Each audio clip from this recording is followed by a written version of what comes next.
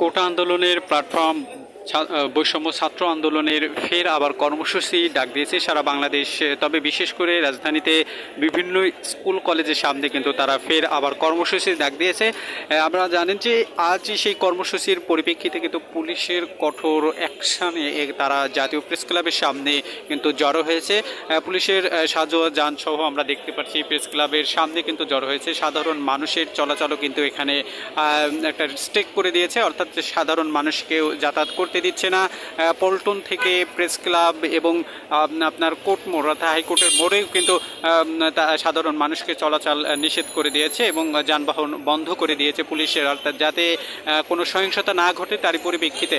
দর্শক, এই মুহূর্তে যে প্রেস ক্লাবের সামনে কিন্তু পুলিশের যে অ্যাকশন আমরা দেখতে পাচ্ছি, যে কঠোর অ্যাকশনে তারা আছে, পর্যাপ্ত পরিমাণ পুলিশ কিন্তু এখন নিয়োজিত আছে আপনার। তবে আরেকটা বিষয় জানিয়ে রাখতে গেলে কিন্তু মিরপুর এবং ব্র্যাক বিশ্ববিদ্যালয় সহ জগন্নাথ বিশ্ববিদ্যালয় এবং রাজধানীর পান্থপথেও কিন্তু ইতিমধ্যে ছাত্ররা আন্দোলনে বা যে কর্মসূচি ডাক দিয়েছে সমন্বয়ক ছাত্র আন্দোলন, সেই সমন্বয়ক ছাত্র আন্দোলনে বৈষম্য ছাত্র আন্দোলনের তারা কিন্তু ইতিমধ্যে ছাত্রদের আন্দোলনের কর্মসূচি চোখে পড়ার মতো দেখা গিয়েছে।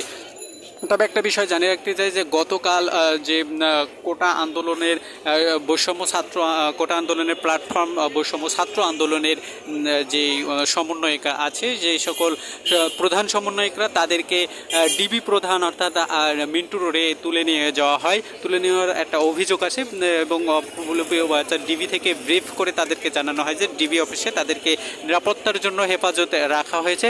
তবে কাল রাত্রে কিন্তু সন্ধ্যার পরপরই ডিবি থেকে তাদের একটা কর্মসূচি বা যে সকল কর্মসূচি প্রত্যাহার করেছে এমনটি লিখিত বা মুচলেখা দেয় ডিবি কর্মকর্তা বা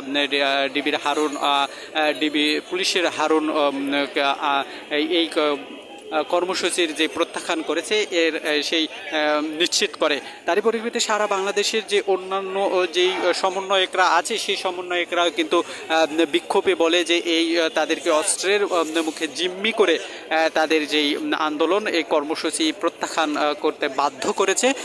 তারই পরিপ্রেক্ষিতে সারা বাংলাদেশে কাল মধ্যরাত্রেই অন্যান্য যে সমন্বয়করা আছে এই ফের কর্মসূচি ডাক দেয় যে সারা বাংলাদেশে হত্যা, গুম এবং আহত করা হয়েছে সাধারণ শিক্ষার্থীদের, অসংখ্য শিক্ষার্থীদের। তার